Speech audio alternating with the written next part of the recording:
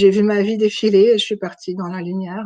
À l'âge de 6 ans, j'étais en train de me baigner dans le lac avec ma grand-mère qui était, elle, au bord de l'eau et elle me gardait, mais elle était pas en maillot de bain et elle était pas très friande d'eau frette, d'eau frette, on dit au Québec, d'eau fraîche, en fait.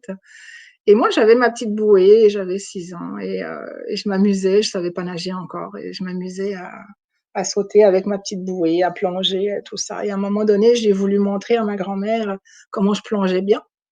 Et j'ai bien plongé, sauf que j'ai plongé et la bouée s'est retrouvée me coinçant les pieds en haut, au niveau de l'eau, et moi j'étais en dessous et j'arrivais pas à me dépêtrer les pieds de la bouée. Et j'ai beau me dépêtrer, me défouler, j'arrivais à ressortir l'eau de la tête un petit peu de l'eau de temps en temps.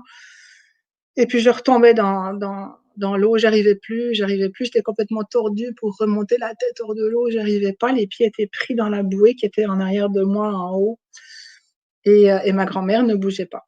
Donc ça a été aussi assez traumatisant, ce qui m'a par la suite fait comprendre que je n'avais que moi pour compter sur moi, pour m'aider en cas de besoin.